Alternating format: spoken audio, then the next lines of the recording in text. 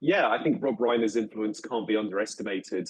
Um, you just have to look, first of all, his run of films in the 80s and 90s as a director, which included This Is Spinal Tap, When Harry Met Sally, The Princess Bride, and others. Stand by Me. I could go on, but almost all of those films are deemed classics, some of the best in their respective genre.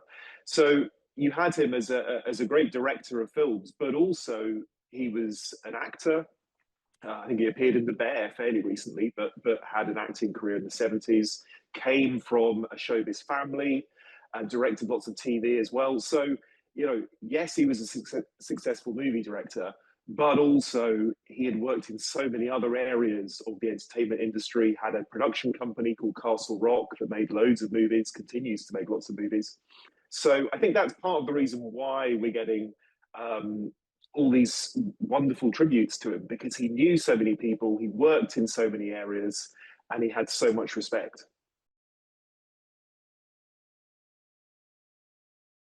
We almost took him for granted, actually. I think because he wasn't a director of Martin Scorsese ilk, Steven Spielberg, the big names, the kind of director whose work he studied, books are written about them. He wasn't that kind of director. He probably just made it look a bit too easy. Here's another Rob Reiner movie. It's another great one. It's in a different genre to the style before.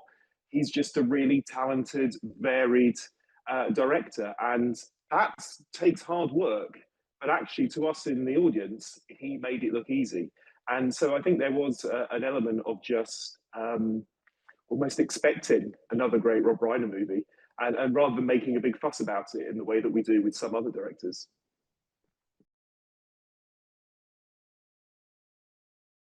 No, the switch in genres that we saw him pull off so brilliantly, probably late 80s into the early 90s. So going from When Harry Met Sally, which really breathed new life into the romantic comedy genre in the 80s, and it's still really the blueprint for great romantic comedy. So he did that, and then did Misery, another Stephen King adaptation.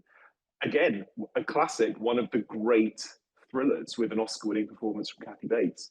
So to switch like that, I think that wrong-footed a lot of people actually, because we were expecting Rob Reiner, because of his comedy background, just to keep churning out the comedies. But then switching to Misery, then A Few Good Men. Aaron Sorkin wrote that. A classic courtroom thriller, gutsy, political. So again, another stylistic shift. So by that point, it really was like, well, he seems to be able to do any kind of genre and do it in a really mainstream way. These were big hit films, but also do it in a classy way. They were films that got plaudits, that got awards as well.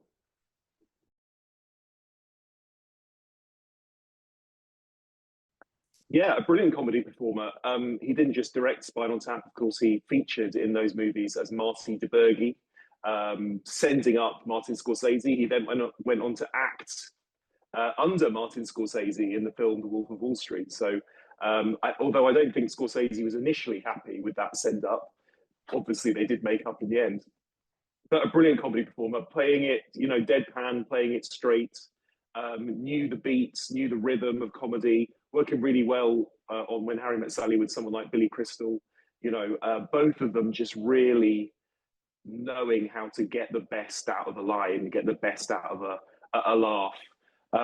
So yeah, although this is a man who excelled in so many different genres, I think ultimately, if we had to pin down one, it would be for his work in the comedy field.